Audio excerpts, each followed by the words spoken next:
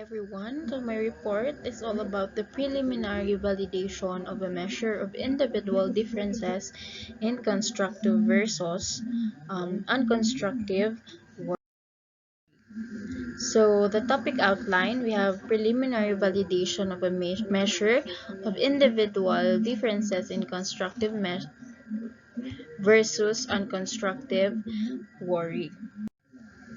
So in the end of the discussion, you will able to identify the differences between constructive and unconstructive worry in an individual.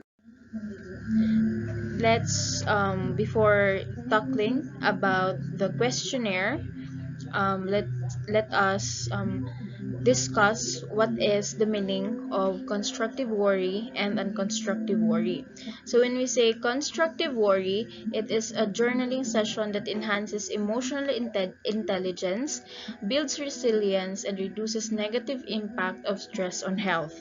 And when we say unconstructive worry, it involves generalized and repetitive worry, which is often experienced as intrusive and uncontrollable, and is thought to contribute to the manifestation of distressing anxiety related pathologies such as anxiety disorder. So prior to the development of this questionnaire, research on worry had shown that the act of worrying can lead to both positive outcomes and negative outcomes. So yung act of worrying is not just negative. Hindi lang siya makakabigay ng negative outcomes, but sometimes it can also give positive outcomes or both. So, the development of a questionnaire that measures individual differences in worry, called the Constructive and Unconstructive Worry Questionnaire, provides an illustration of some of the steps in the test validation process. So findings suggested that the types of worrying thoughts that lead to positive outcomes may differ from the types of worrying thoughts that lead to negative outcomes. So when we say positive outcomes, it referred to by the test authors as constructive worry, and the negative outcomes is referred to as the unconstructive worry.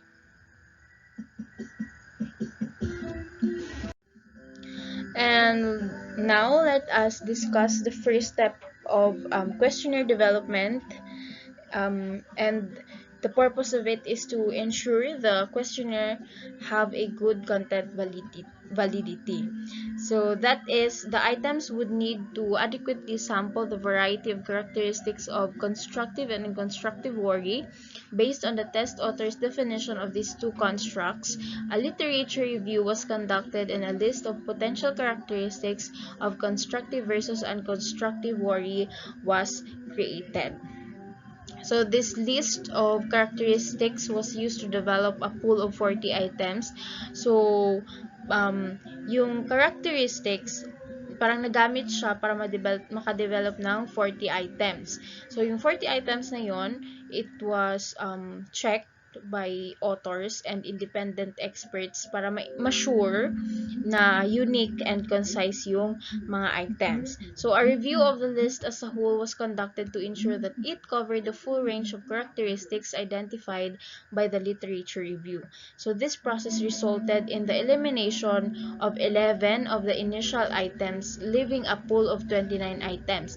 So para magkaroon ng pinakamagandang result, so nag-eliminate sila ng 11 and ang natira is 29 items. So sa 29 items yon, hinati siya into 2. So we have 13 items and 16 items. Yung 13 items is expected to measure the tendency to worry constructively, and yung 16 items is to measure the tendency to worry unconstructively.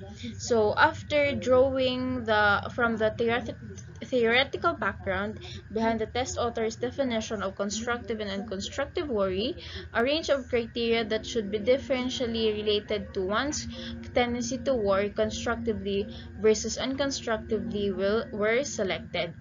So after that, after ma-select yung mga items to the questionnaires, naggumawa naman sila ng criteria para para malaman yung mga differences sa bakit nagkakaroon ng worry na constructive and unconstructive ang isang individual. So, next, we have um,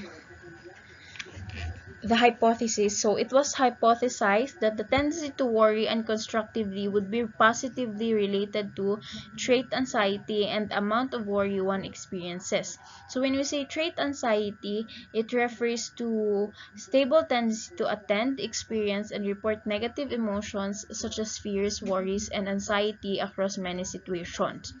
So in addition, this tendency to worry unconstructively was hypothesized to be negatively related to one's tendency to be punctual and one's actual performance of risk mitigating behaviors. So upon completion of item pool construction and criterion identification, there are two studies conducted. So we have study 1 and study 2. So in study 1, data from 295 participants from the United States was collected on the 29 newly developed worry items plus two criterion-based measures, namely trait anxiety and punctuality. So, an exploratory factor analysis was conducted and the majority of the 29 items grouped together into a two-factor solution as expected. So, the items predicted to capture a tendency to worry constructively loaded strongly on one factor, and the items predicted to capture a tendency to worry unconstructively loaded strongly on the other factor. So, however, 11 out of 29 original items either did not load strongly on either factor, or they cross-loaded into the other factor to a moderate extent. So to increase construct validity through increased homogeneity of the two scales, these 11 items were removed from the final version of the questionnaire.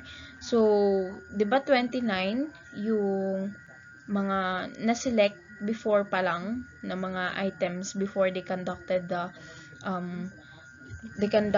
or collected data from the United States participants.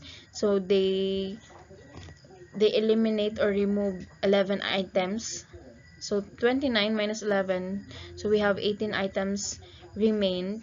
So in 18 items, 8 are primarily loaded on the factor labeled as constructive worry, and 10 is primarily loaded on the factor labeled as unconstructive worry.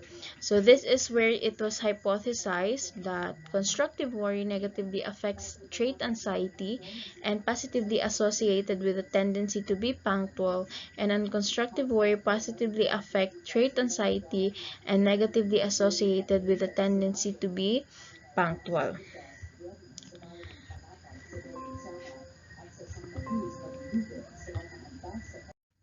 So, in study 2, data from 998 Australian residents of wildfire-prone areas responded to the 18 final worry items from study 1 plus 2 additional items respectively, capturing 2 additional criteria.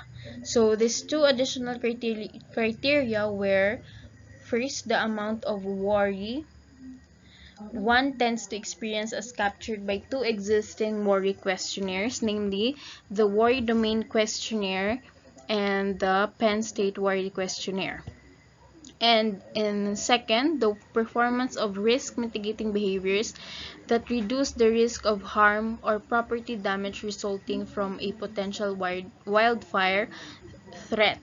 So, yung study 2, it was conducted on 998 Australian residents. So, this study is for residents of wildfire-prone areas. And the study was, the items sa questionnaires was adapted to the study 1, 18 final worry items. And before Moving on, let us discuss muna what is Worry Domain Questionnaire and Penn State Worry Questionnaire. So when we say Worry Domain Questionnaire, it is a 5 general areas of worry, such as relationships, lack of confidence, aimless future, work, and finances. And in Penn State Worry Questionnaire, it is a 16-item self-report scale designed to measure the trait of worry in adults. So furthermore, as hypothesized, the constructive worry factor was positively associated with the performance of wildfire risk mitigating behaviors and negatively associated with the amount of worry one experiences. So the unconstructive worry factor, on the other hand, was negatively associated with the performance of wildfire risk mitigating behaviors and positively associated with the amount of worry one experiences. And in the last slide, finally, it is important to note that all validity testing to date has been conducted in samples from the general population, so the test should be further tested in samples from a clinical population of pathological worries before test validity in this population can be assumed. So, before ma-assumed yung mga test validity about worries, kailangan yung mga general population na testing is mas makandak pa siya or matest pa siya sa clinical population para mas malaman yung mga better outcomes bago mag-assume or mag-conclude sa isang testing.